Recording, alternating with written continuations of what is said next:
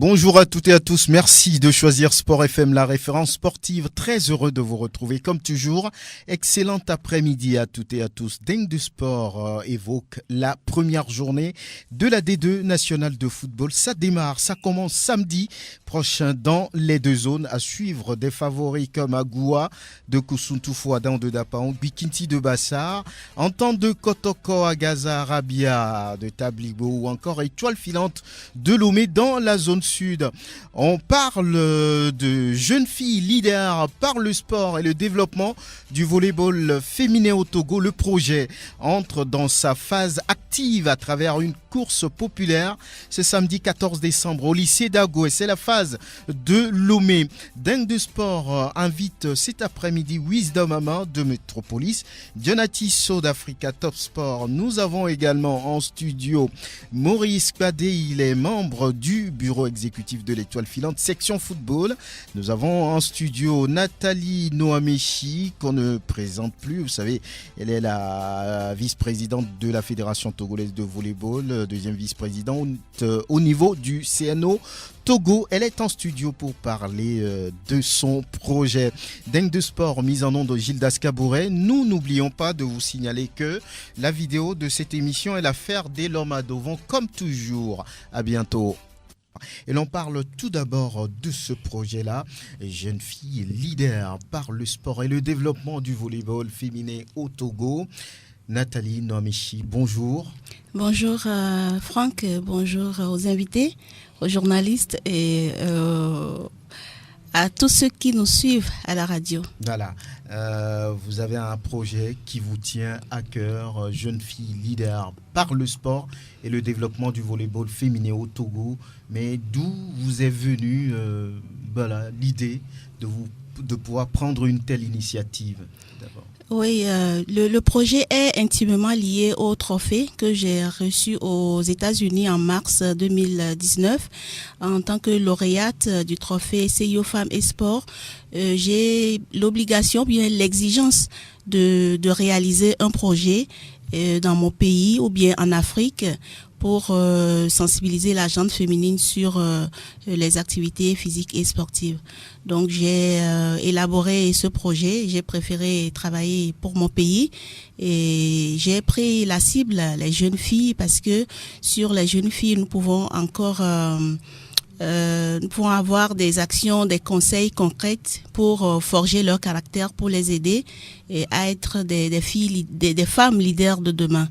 Et comme je suis du volleyball, je ne l'ai pas laissé non plus, donc il y aura une phase pour les jeunes collégiennes. Pour la course, il y aura une autre phase pour le développement du volleyball.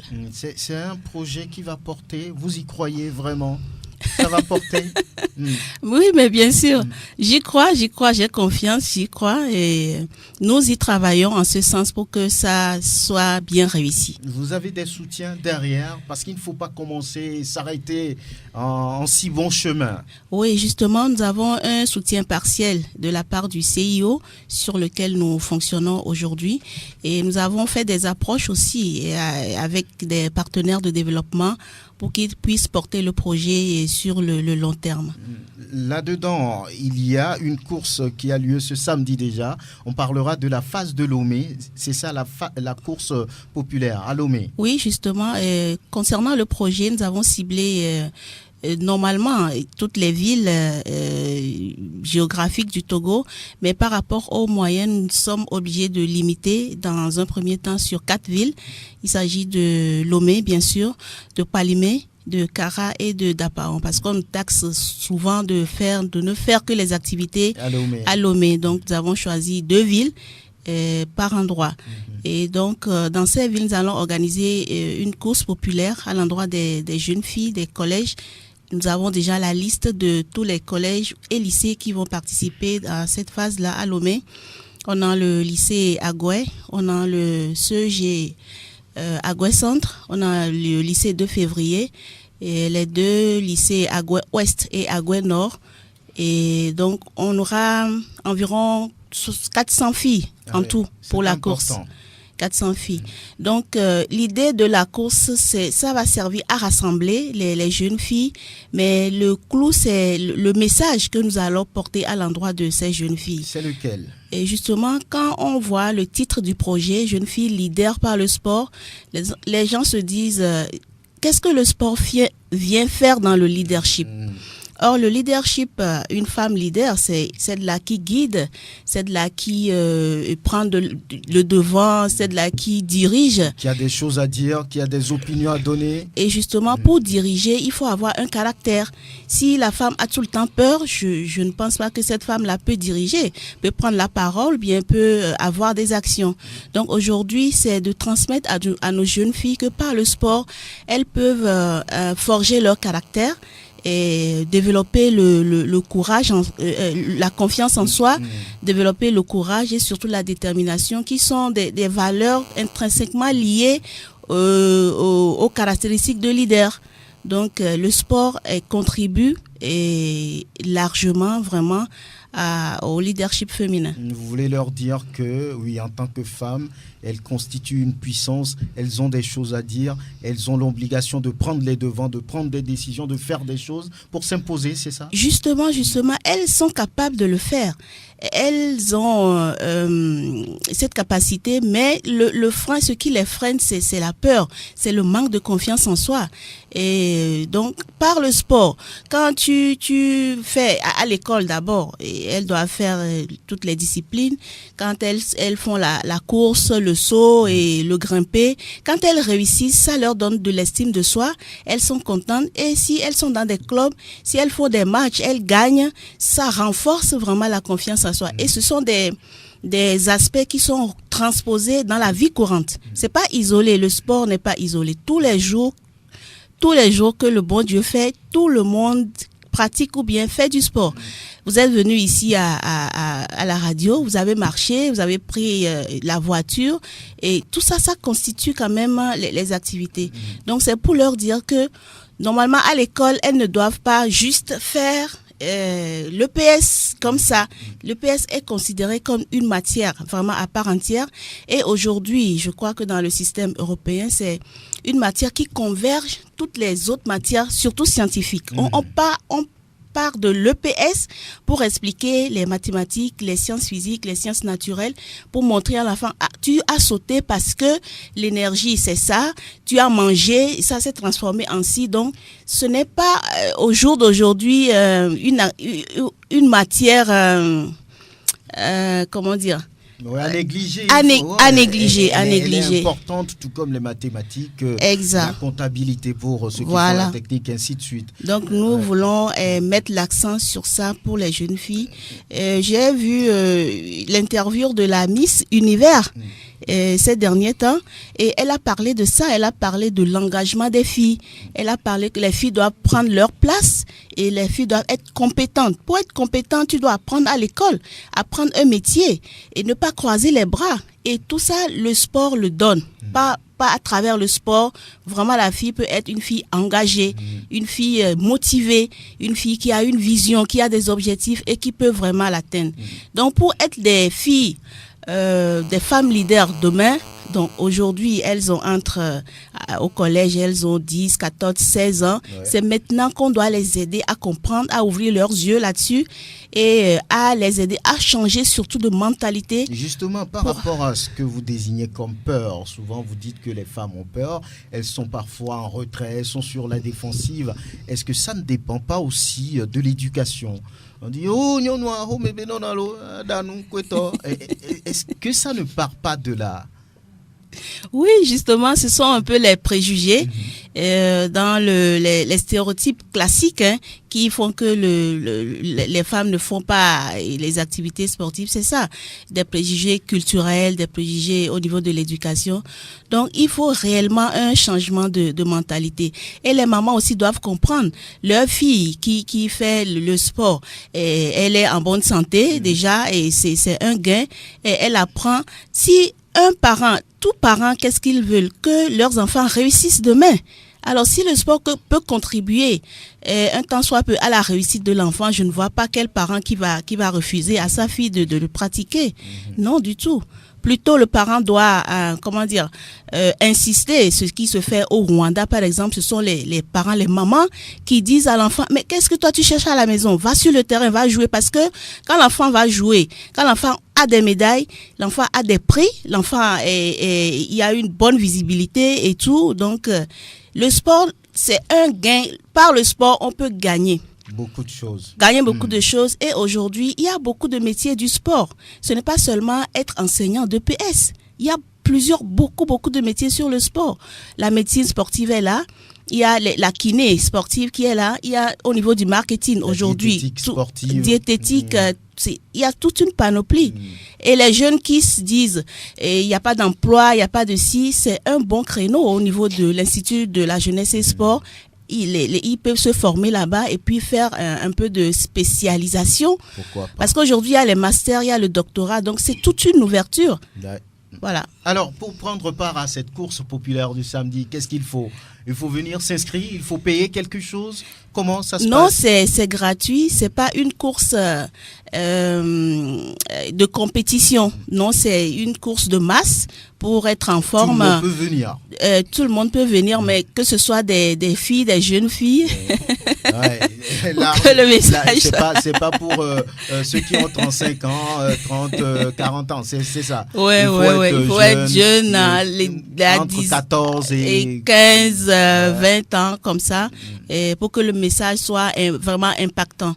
Et puis, il y a des écoles ciblées déjà dans la zone de Agoué, parce que nous faisons un travail d'héritage aussi. Il y a l'Académie nationale olympique, et dont le directeur est Monsieur Panou, que je félicite en passant, et qui a fait du travail dans la zone avec les collèges, notamment avec le projet FESCOL, le festival scolaire, et les projets de camp olympique aussi. Donc, on s'est basé et principalement sur les collèges qui participent déjà et qui ont aussi une notion de l'olympisme, parce que nous essayons par le sport d'éduquer les jeunes. L'éducation par le sport pour dire aux jeunes que quand il fait le sport, c'est l'excellence, il doit travailler, c'est le respect de soi, le respect des autres, le respect des règles, ce qui nous amène aussi à l'apport ou bien à la contribution du sport dans la citoyenneté. Et c'est l'amitié, et l'amitié, c'est le fair play du sport. Voilà. Très bien, on prend alors rendez-vous pour samedi. Pour samedi. À partir de quelle heure? À partir de 6h30 déjà la mise en place. Au lycée d'Agoué. Au lycée d'Agoué. Et à 7h, on donne le coup d'envoi. Et à l'arrivée, y a-t-il des gadgets qu'on donne aux participants? Oui, bien sûr, il y a des gadgets de souvenirs pour les participantes. Pourquoi pas? Allez, Nathalie Nomechi, merci d'être venue pour nous donner toutes ces informations autour du projet Jeunes Filles, leader par le sport et le développement du volleyball féminin au Togo. Merci, bon courage. On sera les premiers sur les lieux ce samedi pour regarder les jeunes filles courir. Non, pour courir aussi. Ah, mais les hommes aussi peuvent courir? Bon, vous lui spécialement. Ah, moi spécialement. Non, je serai devant. Il n'y a même pas de problème. Quand bien même tu n'es pas une fille, mais tu peux être devant. Très bien. Allez, à bientôt. Merci beaucoup. Et l'on parle de la deuxième division nationale de football. Ça commence dès ce samedi 14 décembre, dans les deux zones. Beaucoup disent que oui, quand il y a la deuxième division, on s'en fout de la première. Mais non, la première, c'est quand même l'élite.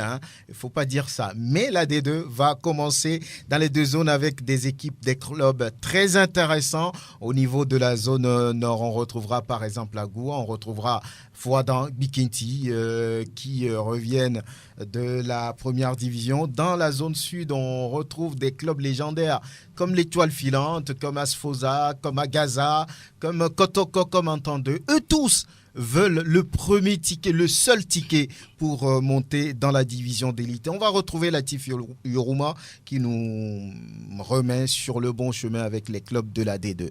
Il s'agit pour la zone nord d'Agua de Kusuntu, de la S Bina de Pagoda, de Bundia Football Club de Ketao, du CDF Aknour de Bafilo, de Doumbé de Mango, Fouadan de Dapon, Football Club de Sotoboua, Bikenti de Bassar, Kakadal de Doufelgou et de l'US Agbandi. Dans la zone sud, on retrouve Agaza de Lomé, Arabia Football Club de Tabligbo, Asfosa de Lomé, Entente de Lomé, Espoir Football Club du Zio, Étoile Filante de Lomé, la Jeunesse Club d'Agoignivé, Koto Football Club de Moretan, Kotoko de Lavier et Tambo de Dacha. Par ailleurs, et selon toujours le communiqué, la FTF demande aux équipes qui n'ont pas encore effectué les formalités administratives obligatoires qui conditionnent la sortie du calendrier du championnat de les faire au plus tard ce vendredi 22 novembre à 17h, délai de rigueur.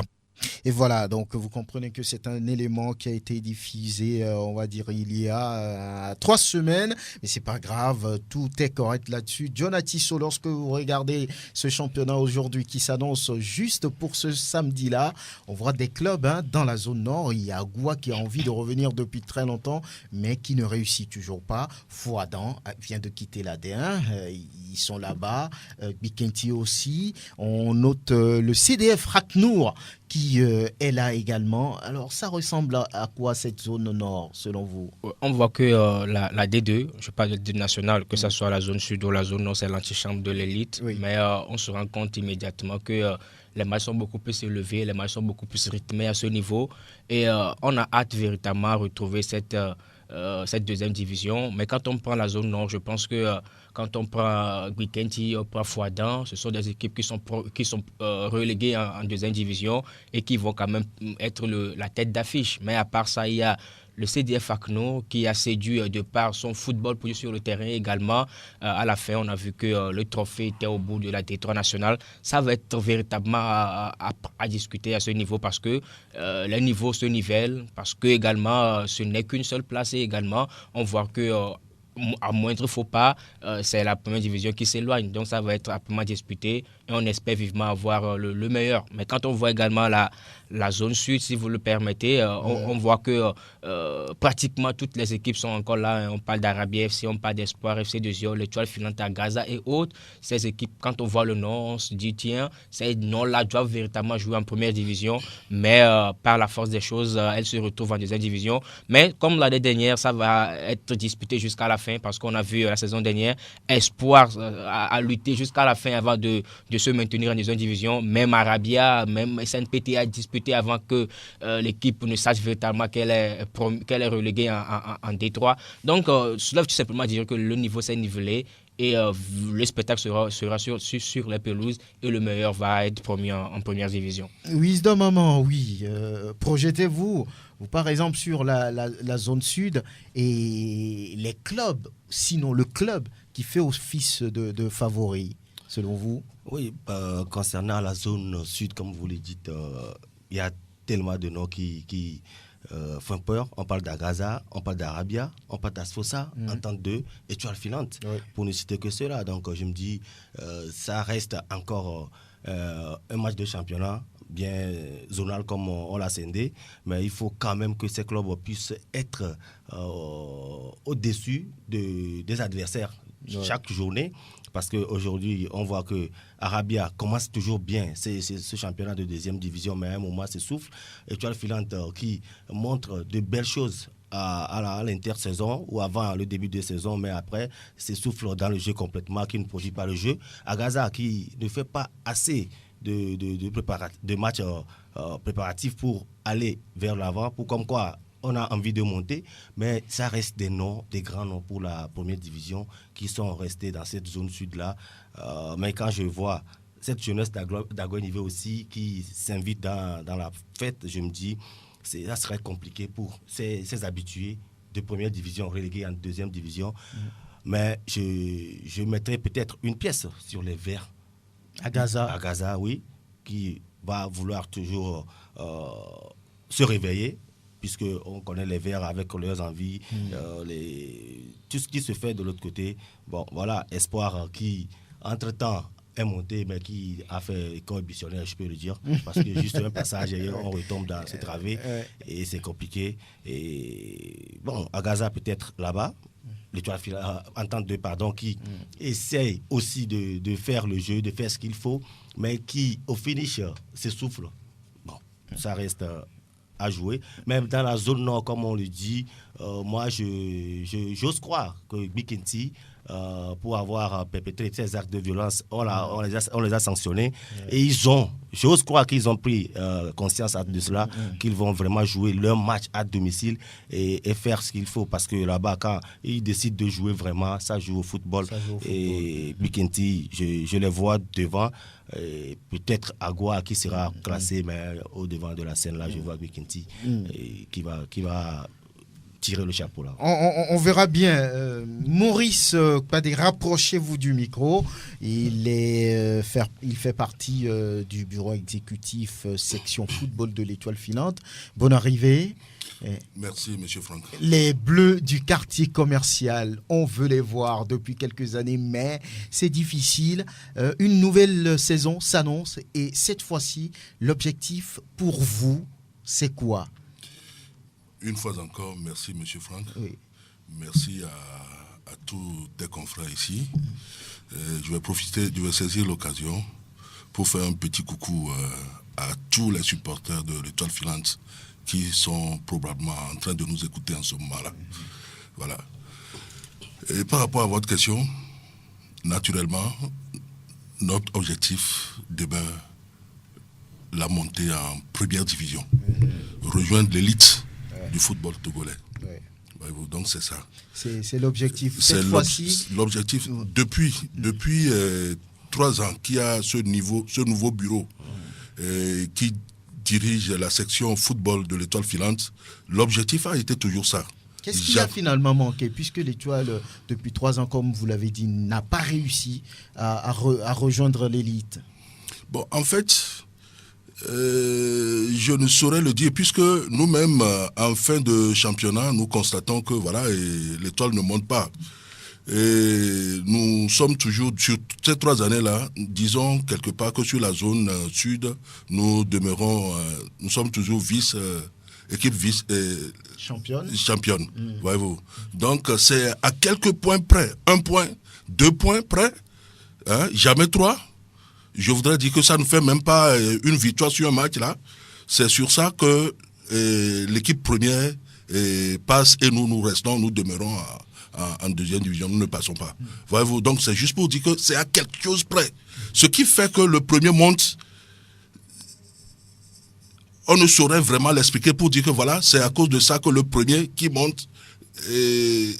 Certainement que vous avez perdu des matchs qu'il ne fallait pas perdre. Trop de matchs nuls. Oui, voilà, et puis trop de matchs nuls aussi. Mais cette fois-ci, est-ce que vous avez pris les dispositions? Parce que l'ambition pour le jeune président, il l'a dit, c'est la montée. D'ailleurs, on a fait venir Sophocle la dernière fois pour un match amical, pour dire aux supporters de l'Étoile Filante et à tous ceux qui aiment le football togolais que oui, l'Étoile Filante reste un club légendaire, l'Étoile Filante existe.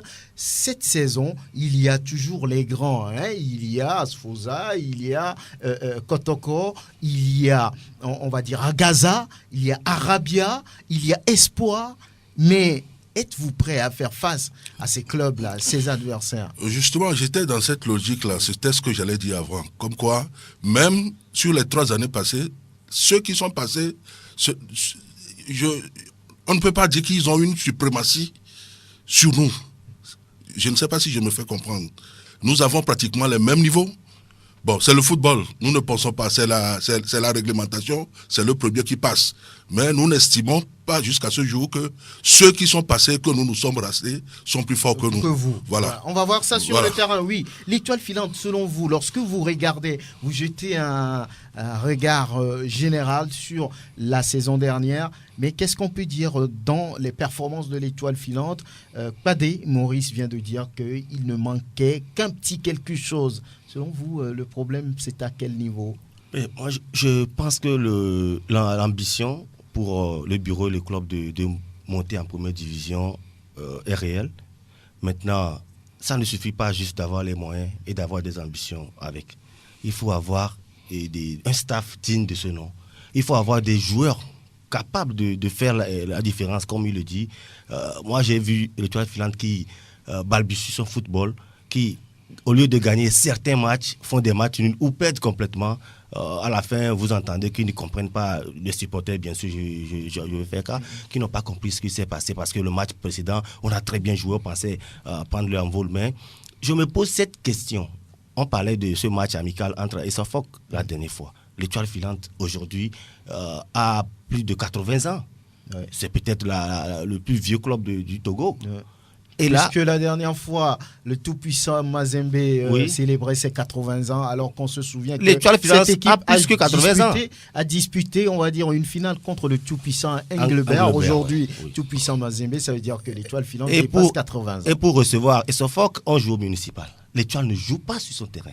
Pour ce championnat, l'Étoile est obligé d'aller jouer à Agbodrafo. Ce que je ne comprends pas. Si Padé me dit aujourd'hui que l'Étoile filante a envie de monter en laissant ses supporters à la maison, en laissant les entrées qui devaient enregistrer au cours des matchs, laisser ça ici et jouer à Agbodrafo. Je me demande comment est-ce qu'on prend cette ambition. Pour vous, on doit déjà arranger le Oscar Anthony. Oui, on doit jouer à domicile. Il faut avoir une équipe identitaire. Sinon, une équipe qui est reconnue par la localité, ceux qui sont là. On parle des bleus commerciaux. On ne peut pas aller jouer à Agbodrafo pour nous dire qu'on va monter. Oui, mais pour le moment, c'est pas prêt. Ils ne sont pas prêts. Non, les installations ne sont pas prêtes là-bas au niveau d'Oscar Anthony. Ils font quoi? Depuis les 3 ans que ce nouveau bureau a été mis à la tête de l'Étoile filante, qu'est-ce qu'ils en font? Il ne suffit pas simplement d'investir de l'argent dans les joueurs. Il ne suffit pas de les camper. Il ne suffit pas de les booster psychologiquement, le moral pour monter. Il faut avoir aussi des infrastructures. Il faut jouer. Il y a un responsable ici qui va nous donner une réponse. Maurice Padé. Oui, j'ai bien entendu tout ce que votre confrère a dit. Vous savez, en termes de gestion de football, il le sait très bien, les charges sont énormes. Et le football, quand on le dit, ce sont les joueurs. On peut avoir une belle pelouse, mais quand on n'a pas les joueurs, on n'évolue pas. On ne peut pas atteindre l'objectif. Donc, a priori, ce qui est important, c'est d'avoir les joueurs. Bon, voilà. Donc, depuis que nous sommes arrivés, ou bien le nouveau bureau dont on parle là et là, nous nous sommes employés à recruter des joueurs, puisqu'on n'a pas d'école de formation, en fait. Donc, il faut aller au recrutement. Donc, nous avons recruté des joueurs. C'est ce qui a fait d'ailleurs, ce sont ces recrutements-là qui ont fait d'ailleurs que, tel que je le disais tout de suite là, nous culminons toujours en fin de championnat, 2e. Sinon, on ne serait même pas à ce niveau-là. Voilà. Bon, maintenant, puisque l'objectif étant tel, il faut monter en D1, il faut maintenir, il faut toujours travailler là-dessus, avoir un effectif renouvelé et redoutable. Donc, nous nous employons pour ça. C'est ce que nous faisons tous les ans. Et cette année, puisqu'il faut toujours affûter nos arbres, et cette année, nous avons fait appel à l'entraîneur ghanéen Abdul Razak, Golden Boy. Puisque, en fait, la pelouse d'accord, mais c'est l'homme. Oui, c'est l'homme. C'est l'homme qui va après vous n'allez pas manquer du soutien nécessaire pour pousser l'équipe vers l'avant. Quand vous jouez à Nero, est-ce que vous avez vos supporters derrière? Quand nous jouons à Agbodrafo. Oui, maintenant, c'est cette année-ci qu'on va démarrer. On va démarrer à Agbodrafo. Puisque avant on jouait à Agboa ici. Et comme Agboa est arrivé en D2, c'est comme si on va jouer dans la maison de notre adversaire.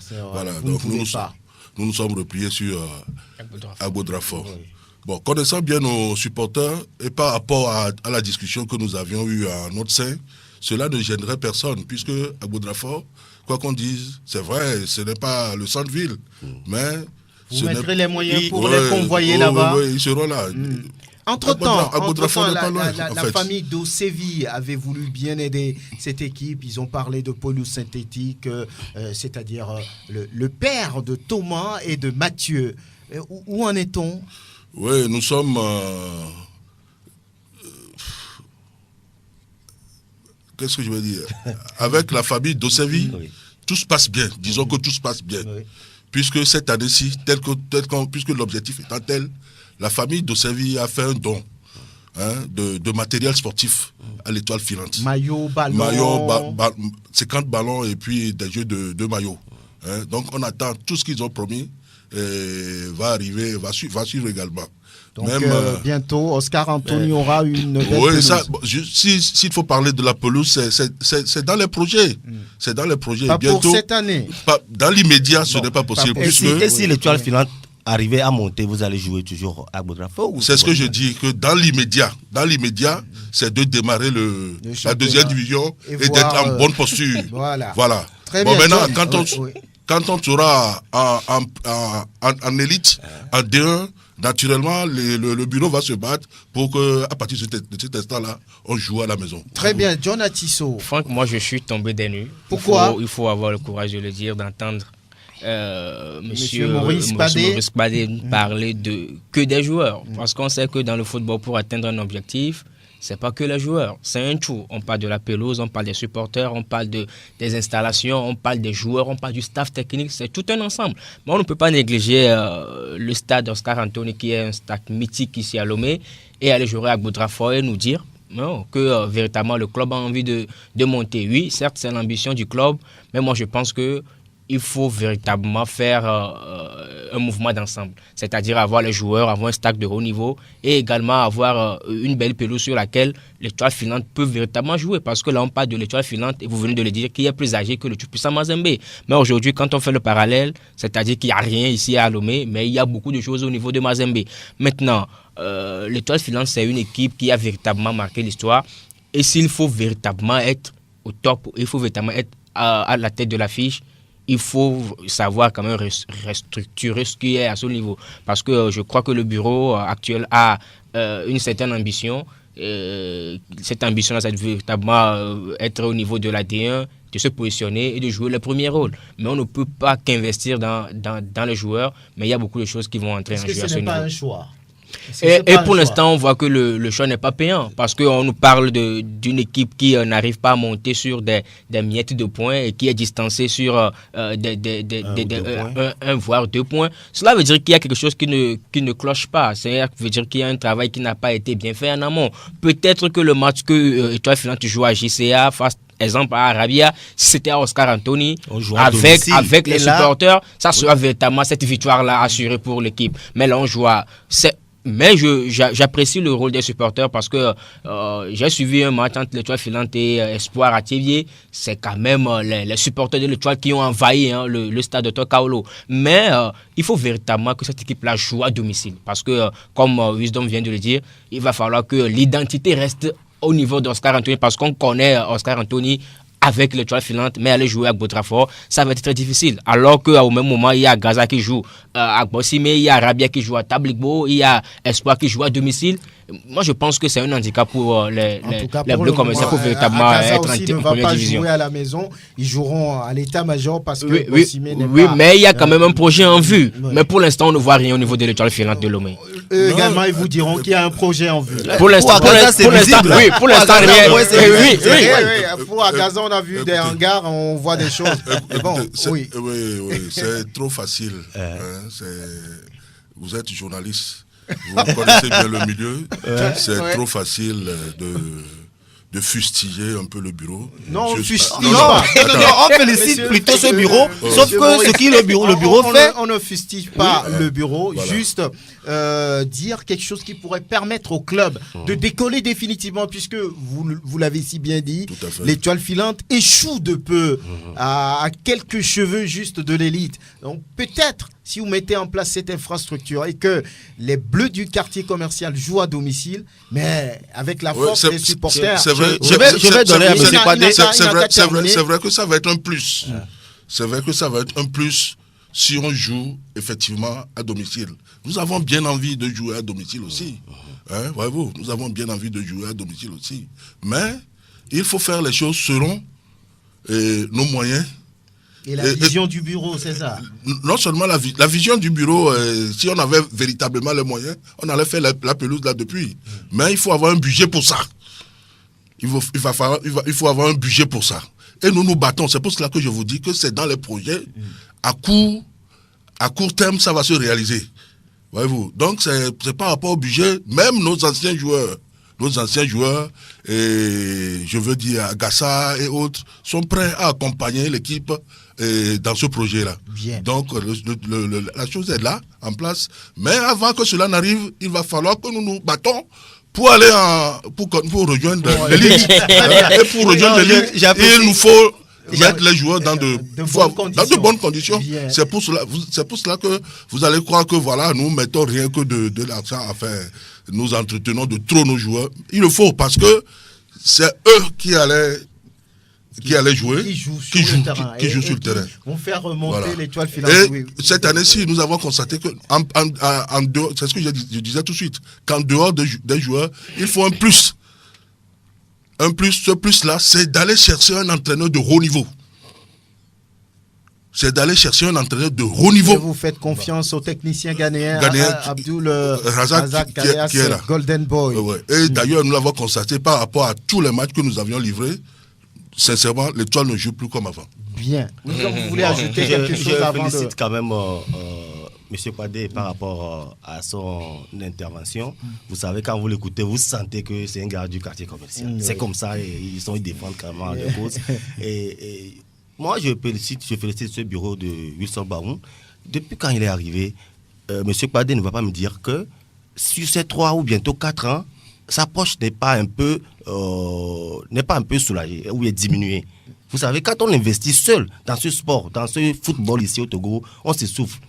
On a connu des gens dans ce pays qui ont essayé de faire mieux, mais qui sont essoufflés à la fin. Vous voulez dire qu'ils s'entourent d'autres personnes, c'est ça? Oui, qu'ils trouvent des partenaires. On parle de ce terrain. Il y a des anciens joueurs qui sont passés. On parle de l'étoile filante. Et quand on parle de la diaspora, ceux qui ont joué, ceux qui ont connu ce quartier, ceux qui sont commerçants là-bas, on peut essayer de trouver un partenariat gagnant-gagnant pour permettre au club d'encaisser ne serait-ce qu'un pourcentage par rapport aux entrées. Et ça va aider le club sur la durée et ne pas trop peser sur le seul président. Moi, je le dis, parce qu'aujourd'hui, les joueurs sont là, ils sont bons. Mais quand on joue à domicile, quand on joue chez nous, on a quand même autre chose dans la tête. On joue avec le cœur. C'est un plus. C'est un plus. Moi, je le dis. Je ne suis pas fan de l'étoile filante, mais quand j'observe le football qui se fait ailleurs, l'étoile filante doit se doter d'infrastructures. Il faut permettre aux joueurs d'être à l'aise, de dormir, de penser que Oscar Anthony. Bien. En tout cas, il y aura d'autres matchs ce week-end qui s'annoncent intéressants. JCA qui a retrouvé la D2 sera face à Sfosa. Ça va être un match assez intéressant là-bas à Goé. Oui, effectivement, ça serait un mini derby de la capitale, je peux dire, parce que Agua n'est plus dans le Grand Lomé. Mais à voir ce que la GCA a fait en 3e division, c'est une équipe qui est beaucoup plus ambitieuse et à écouter ses premiers responsables, ils ont cette envie de véritablement de véritablement venir en D2 et aller directement en D1 pour véritablement montrer aux autres équipes qui sont venues véritablement avec une certaine envie. Maintenant, quand on prend Asfosa, c'est une équipe qui a échappé de peu à la relégation la saison dernière, mais qui a envie de bien faire cette saison également. L'étoile filante fait un déplacement compliqué. Elle joue sur les installations de Tambo. Un nouveau venu. À Talo. À Talo. Oui, voilà. Donc, c'était programmé sur le samedi, mais je crois hier seulement, on a appris que c'est reporté sur le dimanche. Ça commence déjà.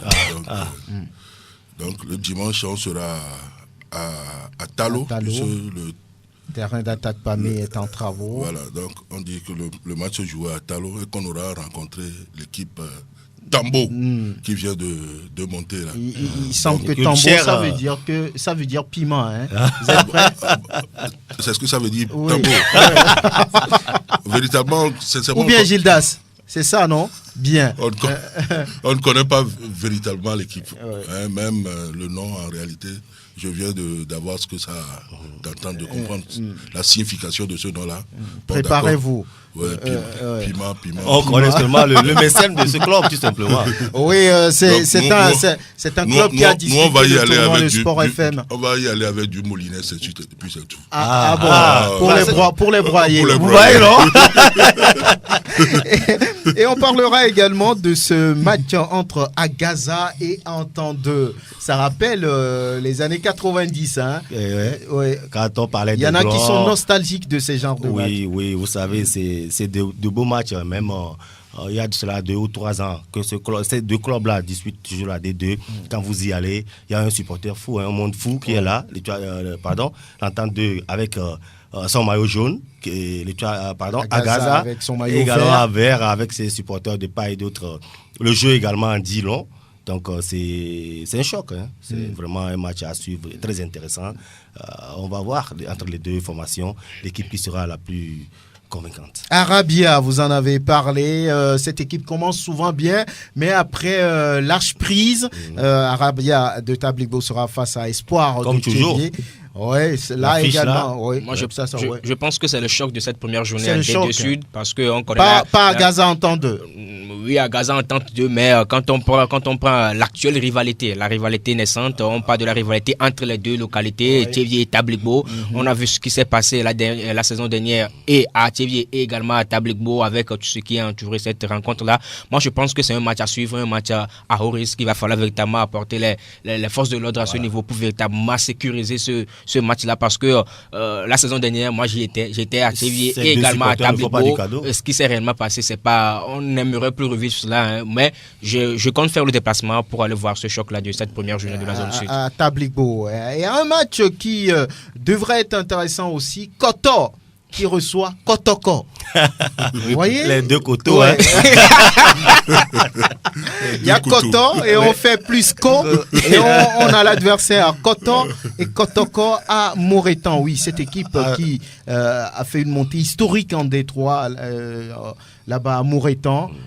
Cette équipe est compliquée, difficile à jouer et Kotoko doit bien se préparer. Non, mais moi je ne peux pas dire aujourd'hui que Koto a fait tellement de bonnes choses. On parlait de 3e division. Cette fois, c'est la D2.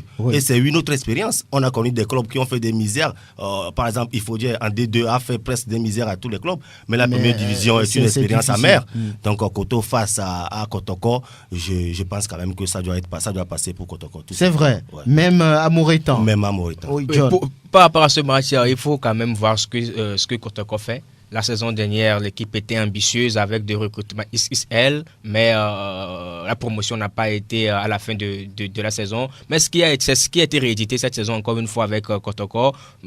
Koto, je ne connais pas cette équipe. On en a eu entendu parler par rapport à ce qui s'est passé, par rapport au football produit et également à la promotion en D2. Mais on aimerait voir véritablement le football que produit cette équipe-là quand elle fera le déplacement à Lomé. Mais moi, je pense, comme Wisdom l'a dit, que Kotoko peut être favori par rapport à ce match, parce que quand on voit l'entourage, on voit l'environnement, tout est apaisé, toutes les divergences sont en planning et maintenant les joueurs sont mis dans de bonnes conditions. Je pense que ça pourra passer si Kotoko veut réellement aller en première division. Voilà, tout cela a lieu ce week-end pour le compte de la première journée de la D2 dans la zone sud.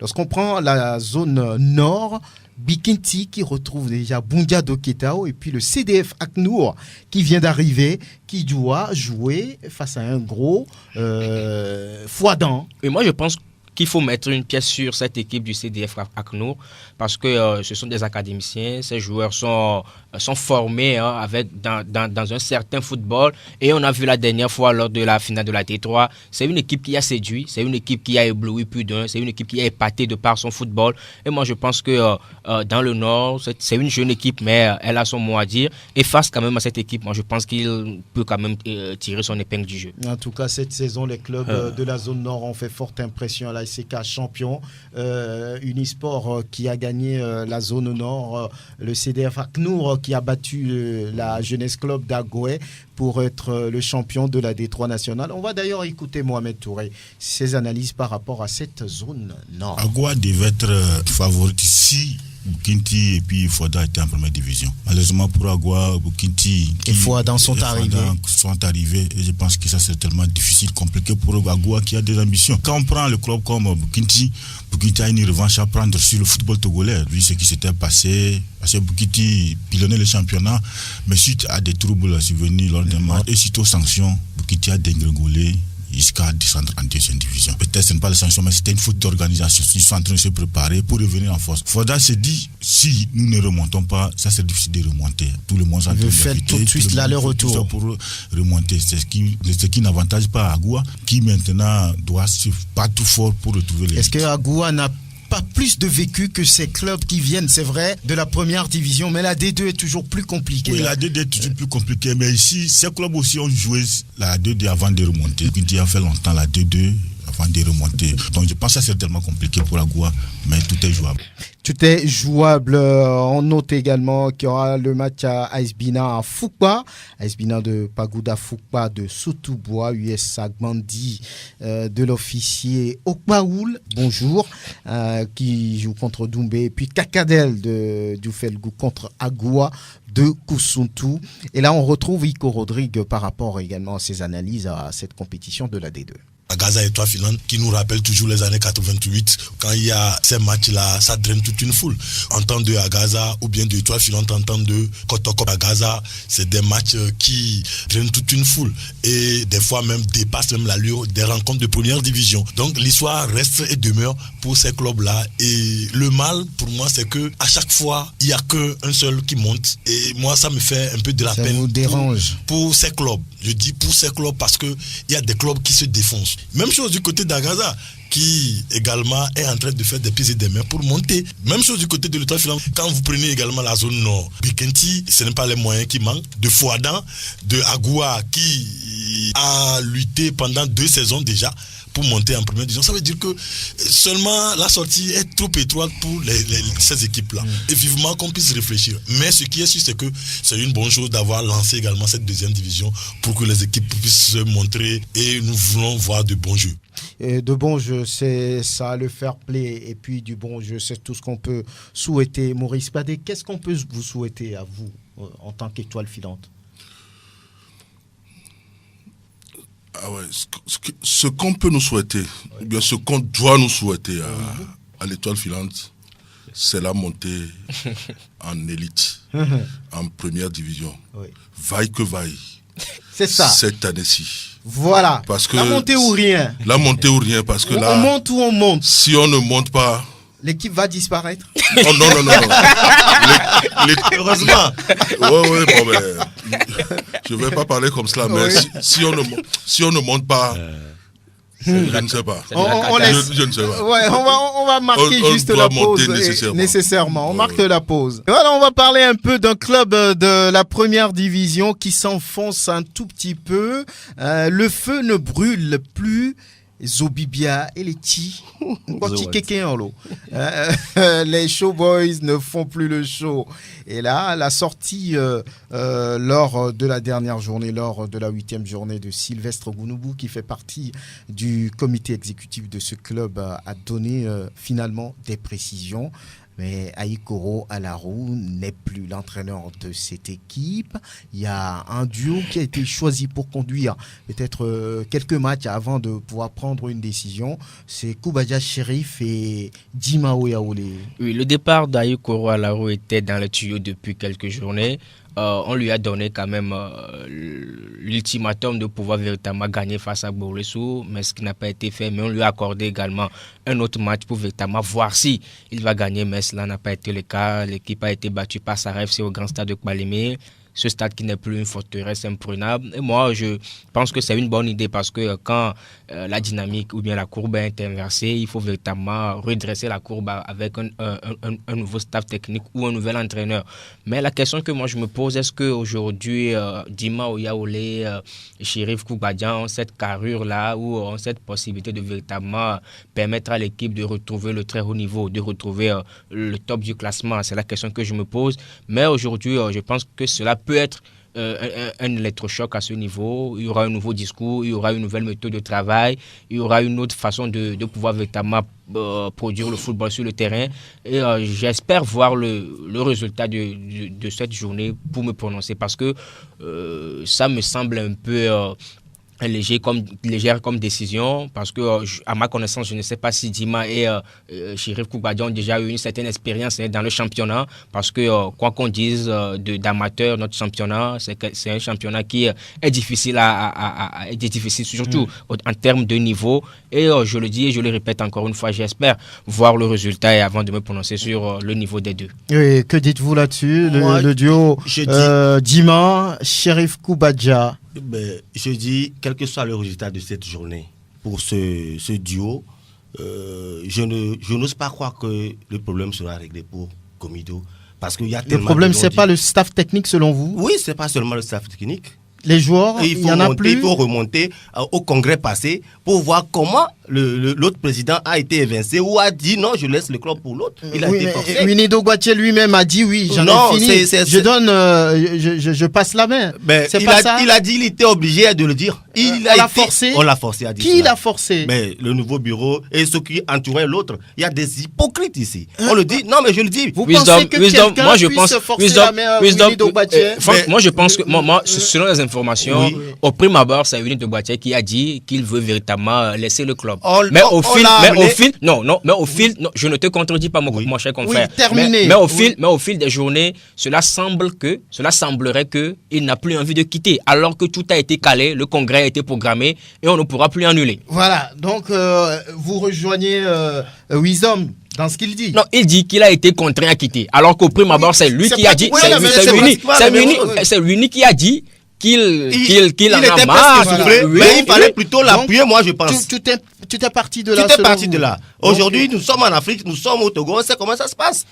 Évoluer, on va voir. Moi, je ne pense pas. Moi, je pense que le problème, c'est beaucoup plus l'effectif. Parce que quand on voit que Zegui Fabrice a quitté, Alassane Kilelou a quitté. Il faut les payer. Oui, c'est à l'actif de l'ancien bureau, parce que ce bureau est arrivé avec ce groupe-là. Et pour l'instant, il pense à recruter à l'intersaison. Bien. Okay. On va y aller. Merci Jonathan So, merci Maurice Padet qui nous vient de l'Étoile filante. Wisdom Maman de Métropolis, merci Elom Adovon. Gildas Kabouré, allez, à bientôt.